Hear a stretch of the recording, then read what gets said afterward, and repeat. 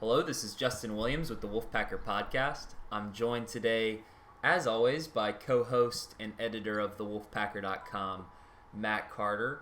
And today, we're going to break down NC State's 28-14 road win over Florida State in Tallahassee this weekend. Apologies for the delay. Our co-host and editor here, Matt Carter, had to drive the 9 or 10 hours back to Raleigh from Tallahassee on Sunday. Matt, how long did it end up taking you? Left a little bit after 9 a.m. Got back probably about 6:50. So what that, 9 hours, 50 minutes? But that included a stop for lunch, a bathroom break, a gas refill. So if we had just had enough gas to go all the way through and never stopped, I think we could have done it in probably about 9 hours, 15 minutes. Well, considering you had a 9-year-old with you on the trip, that's pretty impressive that you were able to make that kind of time. But that is the reason we are coming to you on a Monday as opposed to a Sunday morning. So apologies for our analysis for the loyal listeners that are eager to hear what we have to say about this weekend's game. We'll talk a little bit about the game. We'll talk a little bit about bigger picture. And then later this week, we'll have a podcast previewing what's on everybody's minds now, which is the big upcoming game between NC State and Wake Forest in Winston-Salem this Saturday. But before we dive into the podcast, some quick reminders for our listeners. Please remember to subscribe, rate, and review this podcast wherever you listen to us, Apple, Spotify, Google Play, and please subscribe to our YouTube channel.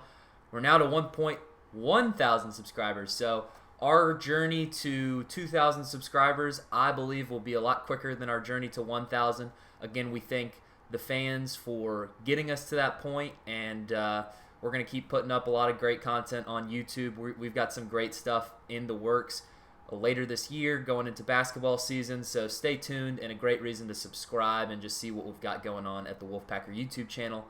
And of course, we talked about it last podcast, but if you haven't listened to that last one, or if you haven't been to the Wolfpacker.com in a little bit, the Wolfpacker.com has a new home. It's the On3 network. Everything is the same. The staff remains the same. You still get to read Matt Carter's great editorial think pieces, analysis, recruiting information, all that good stuff. Plus, there's some great talent on the way as well. So head over to the Wolfpacker.com. It remains the same. If you type the Wolfpacker.com into your web browser, it will take you to the new website. It's, again, same staff, same content you've loved and come to love over the past several decades here from the Wolfpacker.com and the Wolfpacker crew at Coleman Publishing. So $1 for a free year of premium subscription to the new site, the Wolfpacker.com, gives you access to the On3 network. And again, $1 for a whole year of premium subscription. You get to read all of the premium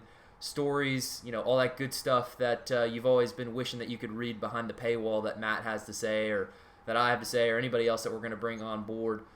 Go over to On3, thewolfpacker.com. Take advantage of that deal because it won't be around forever, but it's a great deal, so take advantage of it quick. All right, Matt, let's talk about Wolfpack football. Another Saturday, another 300-yard performance for Devin Leary. I think it's safe to say that he was the MVP of the offense on Saturday. Another 300-yard performance, 4 touchdowns. 1 interception, but I don't want to count that one because it was a Hail Mary, last second, no time on the clock left before the half. Tim Beck said, let's roll the dice and see if we can get one in the end zone. And you know what? Typically when that happens, it ends up being caught by the guys wearing the other jerseys. So Devin Leary, the interception streak ends, but it wasn't really a real interception, I would say. So I'm not going to ding Leary too much for that. He's really been performing well, and of course, it's almost like the same narrative here these last few wins, Matt. Devin Leary's been great, and the defense was great again. 14 points to this Florida State offense that, going into this game, NC State didn't even realize the starting quarterback it was going to be facing on the other end, because the Wolfpack thought that they were going to be seeing Jordan Travis, the dual threat quarterback, explosive on his feet, still a good passer when needed. But they're preparing for a guy, similar to what they faced last week in Malik Cunningham in the win over Louisville, Dave Doran said it after the game. We prepared for a running quarterback the whole time. Day of the game, Florida State announces that Jordan Travis is unavailable for the second straight year. NC State did not face Jordan Travis. Instead, they faced Mackenzie Milton, the UCF transfer. The great story behind Mackenzie Milton. Still a pretty solid pocket passer, but I still think that Florida State's highest potential is reached when they have Jordan Travis under center. So, Matt, I know I touched on the offense and the defense a little bit there. Where do you want to start with this game? Where do you think the game was truly won? Honestly, I think to me the two stories were just the defense, which I wrote about in my column. They were without Tyler Baker-Williams, who's now your fifth starter down. Then you throw in that Savion Jackson gets hurt in the first half, and now you're down 6 starters. So when you look at it from the Mississippi State game, you are down 6 starters on defense in that game against Mississippi State in the second game of the year. And they still held Florida State scoreless for 3 out of 4 quarters. In the fourth quarter, when the game was on the line, I think Florida State had like 42 yards of offense on like 20-some plays. They were averaging less than 2 yards a play. Got the big stop on fourth down to set up the game clinching, I should say, touchdown. It was just but I just thought, considering it was not only a good defensive performance, it was a really good defensive performance. Make no bones about it. Jordan Travis is the better quarterback. I kind of asking some of my buddies on the Florida State beat why did they kind of try to ride the Disney story a little bit too long with Mackenzie Milton at quarterback. I think there may have been an element of some of that. And then also, Mackenzie Milton with the feel-good story, the new face, the popular backup quarterback. And he was a fan favorite. And, it was hard for Jordan Travis to kind of, deal with that. He's human, right? He's a 28-year-old young man who, fans were clearly pulling for the other guy early in the season. But I think everybody understands Jordan Travis is Florida State's best answer at quarterback by a mile. And he didn't play, and that was to NC State's benefit. It made the run game much more defendable. And they took advantage of that. But to me, it was the defense. I thought the second story for me kind of put a bow on my thoughts on the game with the offense. Devin Leary was really good. Don't get me wrong. He's really good. But he was really helped by some plays by playmakers who you would not have expected to be passing game playmakers. I mean, C.J. Riley getting behind the defense. Ball was a little bit underthrown. He still catches it, gets free from the defender, and outruns everybody for a 60-some-odd touchdown catch. You had the simple naked bootleg pass to Trent Penix. Yep. And he makes he got a little bit of a running lane, makes a couple of guys miss, outraces him for a 40-some-yard touchdown. You set up the screen pass to Ricky Person, makes the defender miss. Derek Eason with a nice lead block on the next defender, and he had daylight for a 43-yard touchdown. So, to me, it was 3 guys that you may not necessarily expect to be playmakers in the passing game stepped up and made plays. And like I said, Devin Leary was good, and his job is to get the ball to the playmaker. He did that, and then the playmakers made Devin Leary look good because of it. Yeah, I mean, that's what a good quarterback does. He puts the ball in the hands of the playmakers cleanly, right? Sometimes when the playmakers do a little bit extra, we like to say, oh, they should get the credit for those yards. You might have something to that, but look, everybody on the football field has one mission: do your job. And Devin Leary did his yet again on Saturday. Just playing smart football too. It's not just that he's consistently producing; he's consistently finding his playmakers who are then making plays, but also he's keeping the ball out of the hands of the opponent. I know I mentioned that first, interception, and I think that's the first interception he's thrown in an ACC game this season. Again, that was it's like dinging somebody for missing a half-court shot at the end of a half in a basketball game, right? You're not going to, they went 7 for 7 from the field the whole game, and then they missed that one half-court. They went 7 for 8, so we're going to ding them for that. No, Like, it's understandable that Devin Leary threw that pick, wasn't his fault. So, and he threw some great balls, but to your point, Matt, I mean, I think it was only a matter of time before you start seeing some of these other playmakers make these splash plays, right? Because NC State is a team that, clearly has its established top line of skill players, and Devin Carter, Thayer Thomas, Emeka Emezi in the receiving core.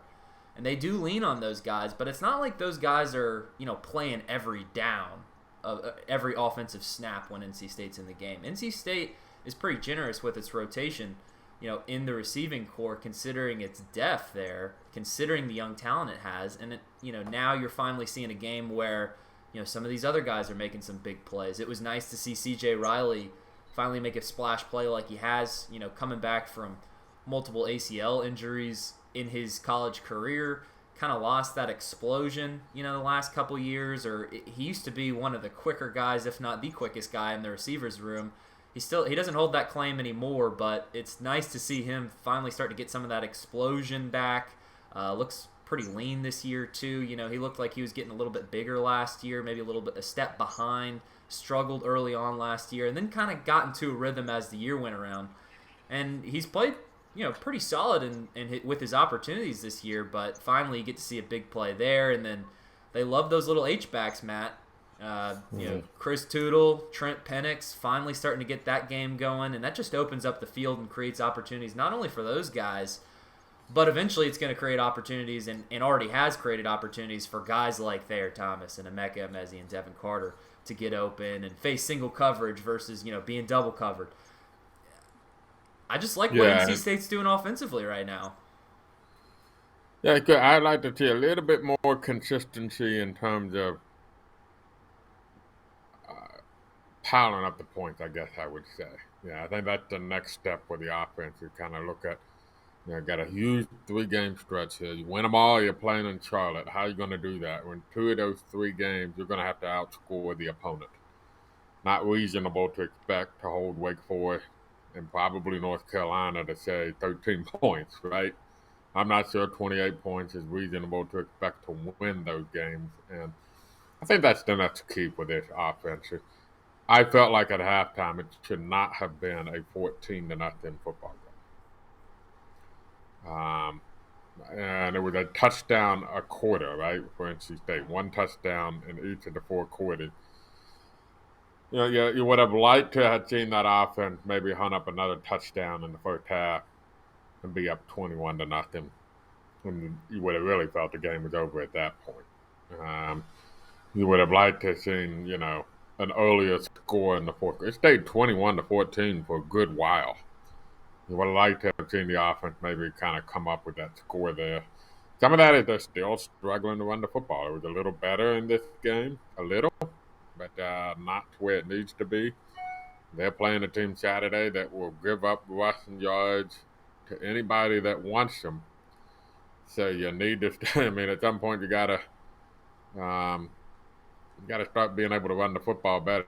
I'm trying to pull up Wake Forest run defense. It's 13 out of 14 in the ACC and rush defense. NC State hasn't really played a poor rush defense yet in the ACC, so maybe that's what they need to get back on track. I'm just looking at it, and you look at the teams they played in the ACC, they're 3rd, 5th, 6th, 7th, and 8th in rushing yards allowed per game. So they had yet to play some of those bottom feeder teams that give up a lot of rushing yards.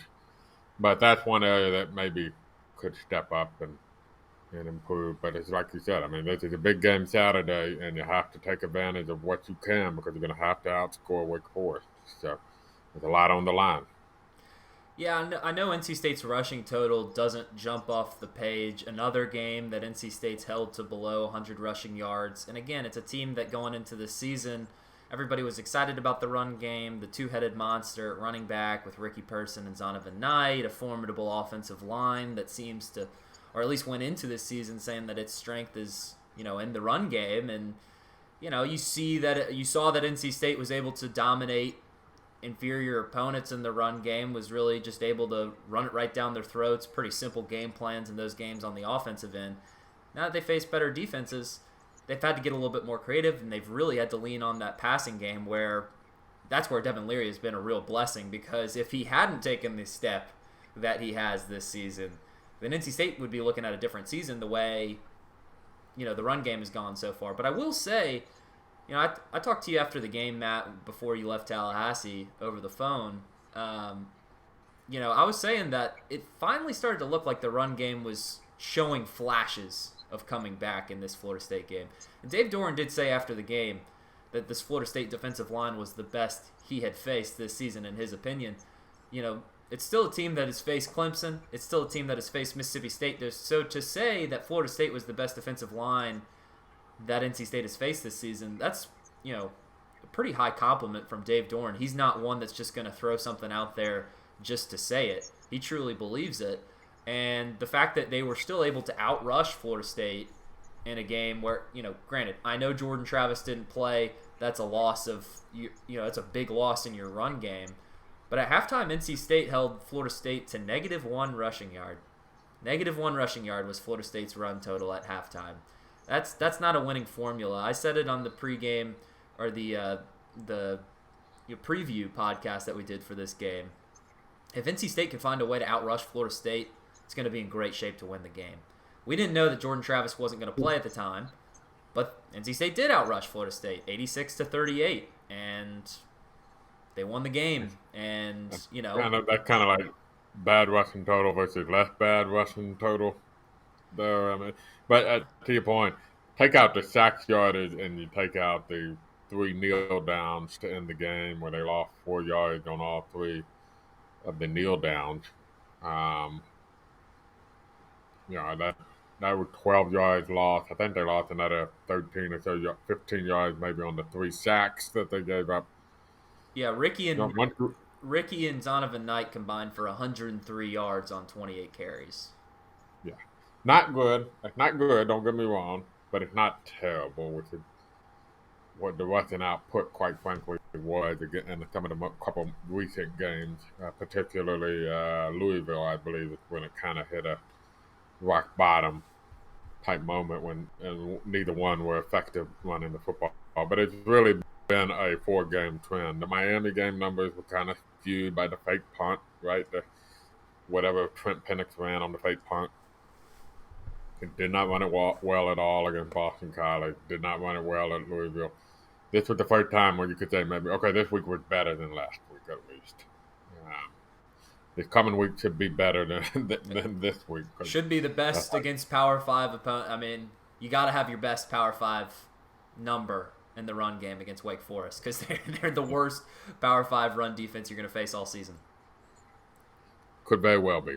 And so that's why that's probably the one thing. But the other thing is, for offensively, they got to be able to score consistently. And I think that still just seeing these lulls in the offense, slow start against Boston College, kind of a slow start at Miami, a very slow start against Louisville. I thought they started better this game. Obviously, big play right out of the bat on the second drive, but just the consistency of it is what's next for the offense. Against Wake Forest, you just cannot expect to say, okay, we scored 28 points, that's going to be enough. Well, you agreed with me after the game when we talked off air. It seemed like my only critique of NC State in this game was that it felt, I got the sense that NC State was content with a 14-point lead going into halftime. And you look at the last 2 drives that NC State had, I mean, they basically just ran out the clock in the second half of the second quarter. About an 8-minute drive in that second to last drive of the second quarter. 11 plays, 45 yards, 6 minutes and 28 seconds time of possession. Ends in a punt, and then of course the interception on the last drive. It just seemed like they could have at least tried to go for a field goal there. I mean, I understand they're trying to score. Like, I get that, but it seemed like the conservative nature of the play calls were saying, we don't want to turn the ball over. I think they were also doing the old trying to time it, right? And maybe that was being too perfect. And they knew they were getting the ball to start the second half, so let's time it. Let's time a late score at the first half, getting the ball to start the second half. And honestly, the play of the game wasn't even an NC State play, but this game's probably over if NC State scored one more time. And they, to their credit, right at the third quarter, they went right down the field and scored on their first drive. But problem is that they didn't get the first drive of the third quarter. Florida State did the surprise onside kick. I didn't even see it. I was talking to somebody and getting back to my seat because I didn't know the second half had started, and they were all celebrating at Florida State. And it took me a half a second to realize it was an onside kick and not a fumble or something of that nature. But without that onside kick, this game probably doesn't get into a contest in the third quarter. It clearly sparked Florida State. But, yeah, you're right. I think maybe they were a little bit too, like, we got a 2-touchdown lead. Let's try to do a long drive here and get some points at the end of the quarter. We'll be up at least 17-0, possibly 21-0, and we'll get the ball to start the second half. And we can put the hammer down. And maybe I was a little bit too cute. I don't know if that's the right word. That sounds kind of derogatory, but no, I think it's the right way because it's not the wrong thinking. It's not it's fine if you have the personnel to do that, but the problem is you've seen what the run game's been able to do the past several weeks. You have to have a good run game to drag it. If you want to have an 8-minute drive and then just the dagger to score a touchdown right before half and don't even give Florida State the ball back. You got to be able to pick up first downs on the ground. You got to burn that clock. So, they were able to do it at times, but not enough, and not enough before this next game. Last point on the Florida State game, Matt. You might have been a little bit slow to get back in the second half because of that pregame Waffle House waffle that you had, Matt Carter. How did you hear about that? Tell me about the trade between you and Jonas Pope the fourth, the NC State beat writer for the News and Observer. Per Twitter, Jonas reports that he made a pregame trade with Matt Carter, straight up a Chick-fil-A sandwich for a Waffle House waffle. Matt receives the waffle, Jonas received the chicken sandwich. Just tell the viewers a little bit what was going through your mind when you made that trade. Yeah, see, here's the deal. I don't like Chick-fil-A. So in my mind, it's a straight up win, right? No, I probably just blew any chance of Chick-fil-A giving us $1 million sponsorship, but I don't think it was going to happen anyway, so I ain't worried about it. Y'all should be happy. I'm one less person in that long ass line that y'all see outside Chick-fil-A drive-thru every time. You ain't got to worry about me making it longer. I ain't touching it. So I miss those lines. I haven't seen a Chick-fil-A line in months. I'd die for some Chick-fil-A right now. Hate the deal. I hate pickles with a passion. It's one of 3 foods I do not eat. They put the pickles on those Chick-fil-A sandwiches. They won't take them off for you. And no, you can't just take pickles off a sandwich. Pickles are juicy. They everything. Their taste will infect anything it touches. So no, it's not one of those things where you can just say, "Hey, take the pickles off," and you won't taste it. That's a load of bull crap. You will taste it. And so I don't like Chick-fil-A. So I may have been a loser in a lot of people's eyes, but I came out, from not having anything to eat to having a nice waffle, which actually I saved for breakfast. So to clarify, I saved it for breakfast the next morning, so I didn't have to worry about, we could hit the road early. I heated it up in the microwave. Jonas gave me the butter and the syrup that came with it, so kind of like the player to be named later added into the trade. Yeah, a couple draft picks. Yep. And so I was able to wake up. I put up the What They're Saying on the website, one of the most popular features we have, and ate my Waffle House, and I was ready to go. You can't beat that. So you also have to add in the convenience factor. And Jonas already had a chicken sandwich. So it's not like he's getting something he didn't already have. He gave away something that he wasn't going to have anymore. He could have had a waffle and a chicken sandwich. Now, were they giving out waffles in the press box, or did he show up to the press box with the waffle? He went up to the press box with the waffle. Okay. So that's the point. So he had a waffle and a chicken sandwich, and then traded away the waffle for a second chicken sandwich. That he. I would argue again that that's another reason why I won the trade. Well, the real story was David Thompson, the USA Today network writer for the NC State beat, also a Duke men's basketball beat writer. He put the Chick-fil-A chicken patty on the Waffle House waffle, made it chicken and waffles, crossbreeding Chick-fil-A and Waffle House. Now that was genius. So, anyways, total I think dad. David Thompson took my side on the trade, by the way. I mean, I In the do press box, at least. look as someone that has been deprived of both Waffle House and Chick-fil-A for about 3 months now. I would love either of those, and I will. I'll be back for the NC State UNC game later this month. So hopefully, not a bad luck charm there, and I will be eating one of those things before the game. Matt, let's take it big picture here before we close out this podcast. Nothing changed at least in the ACC Atlantic side of things.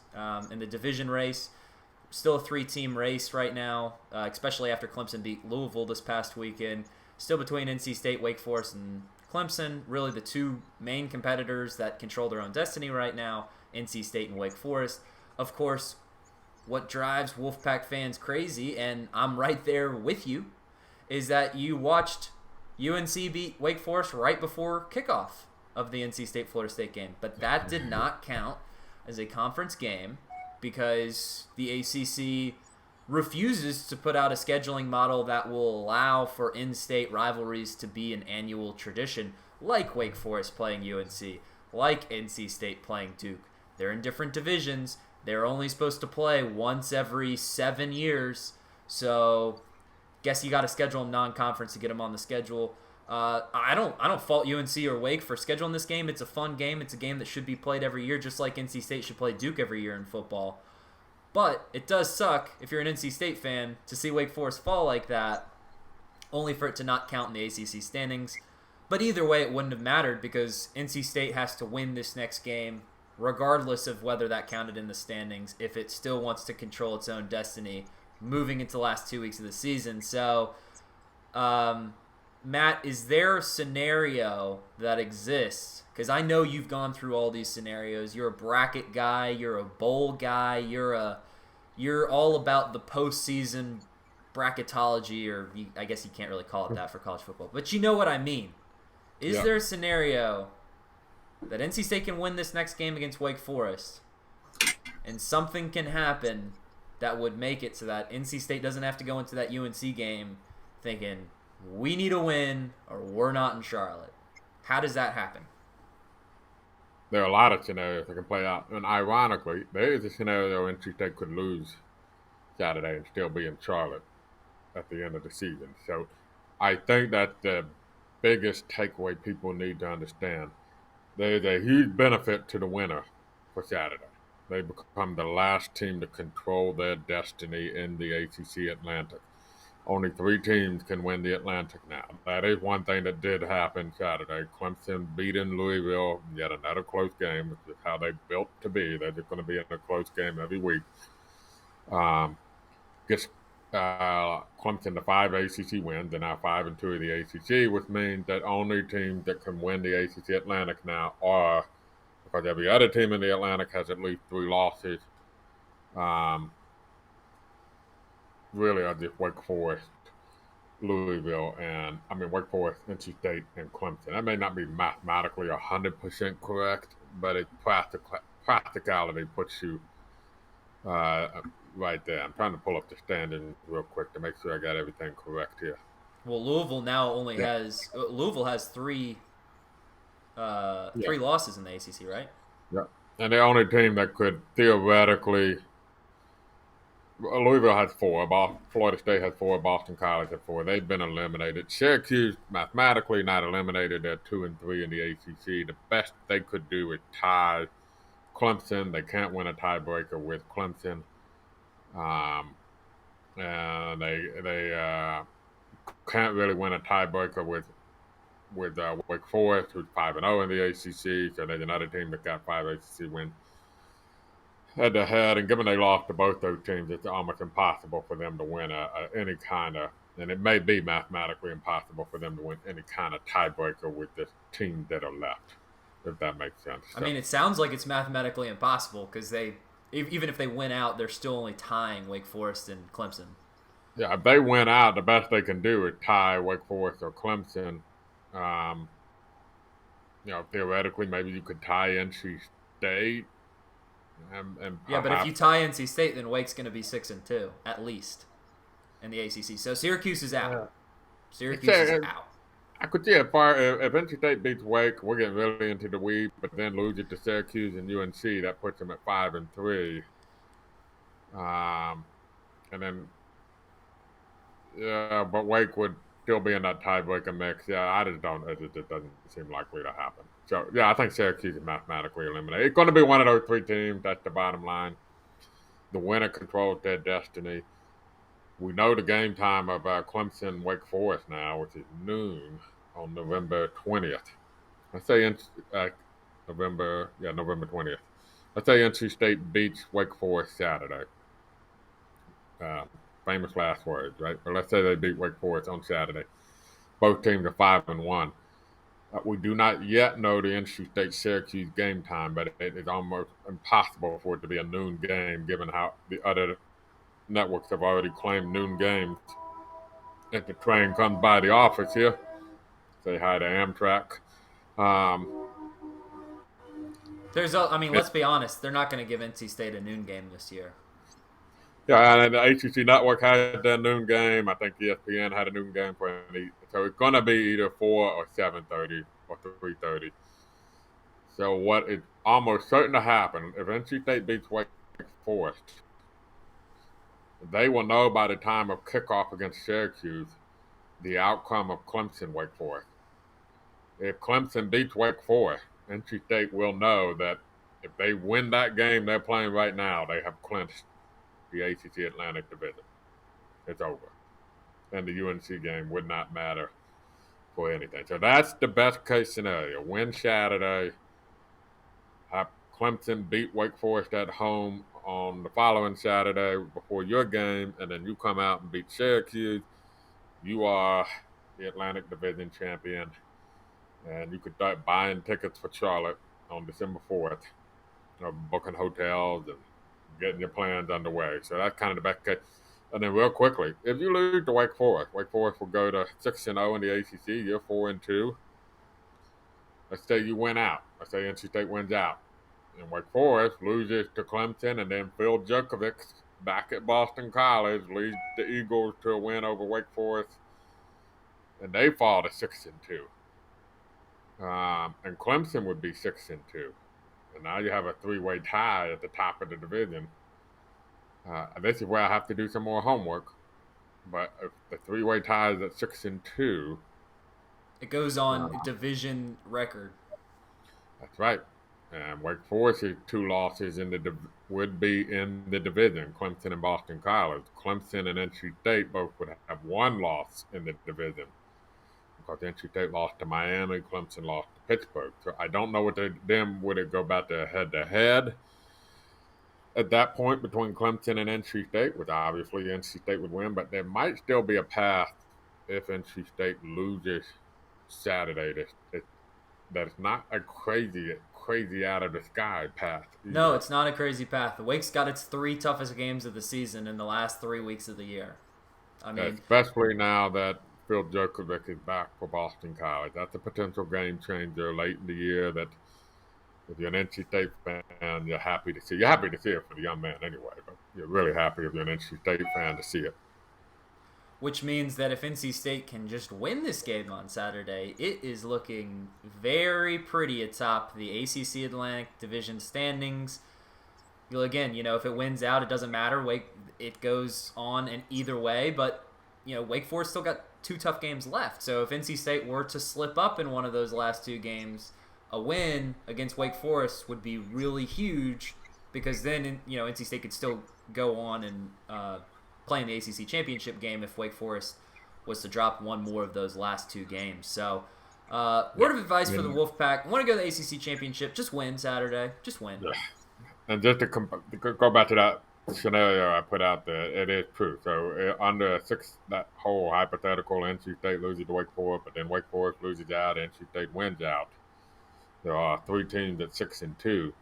NC State would win because it does reset. Once a team has been eliminated from the tiebreaker and it goes from 3-2, it resets and you go back to the top of the tiebreaker rules, to which NC State would have the head-to-head.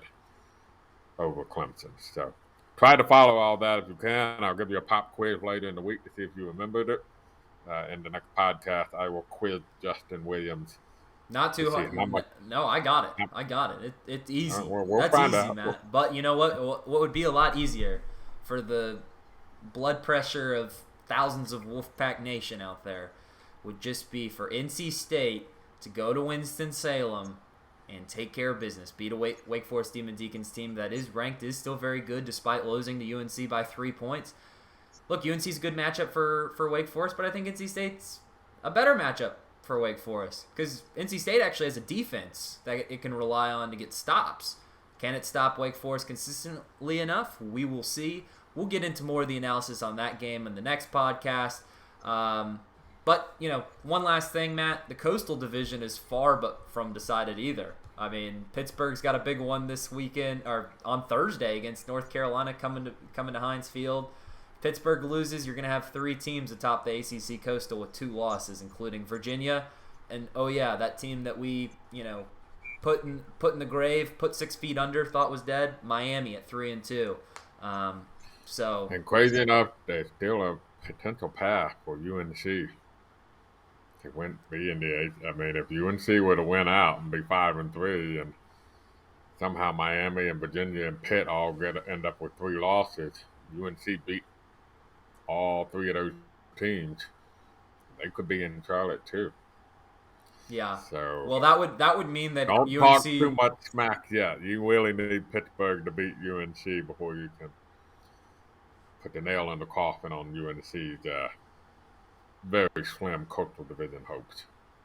Well, we will see. That's why we love college football, because it's crazy and it's November and things are still very much in the air. And, it's nice not knowing that Clemson's going to just go ahead and win the Atlantic Division this year. So that'll do it for this podcast. Reminders for the listeners at home: subscribe, rate, and review wherever you listen to us, Apple, Spotify, Google Play. Please subscribe to our YouTube channel. Very important. Helps us out a ton. So if you don't mind, please go ahead and subscribe to our YouTube channel, the Wolfpacker YouTube channel. Give this video a thumbs up and drop a comment. Positive vibes only. Go Wolfpack. You like Matt's hair today. It's about 2 weeks since his last haircut. Starting to grow back. Be like normal Matt again. So anyways, On 3. New digs for the website. Go over to on3.com, or more importantly, go to the wolfpacker.com. That's this site, our site. The new network, On3 network. Great site. It's beautiful. If you haven't seen it already, go over to the wolfpacker.com right now. Looks so much better than the old website, and all the same great content plus more. And $1 will get you premium access to that website and the On3 network for a whole year. So that's like the best deal in college football media right now, if not sports media in the world. Take advantage of that deal. $1 for a year of premium subscription to the Wolfpacker.com On3 network. Go over right now. Check us out. Support us. Support Matt. He just drove 10 hours with his 9-year-old to Tallahassee and back this weekend for Wolfpack Nation. Go support the man. All right, that's going to do us. That's going to do it for this week. For Matt Carter, this is Justin Williams, and this has been the Wolfpacker Podcast.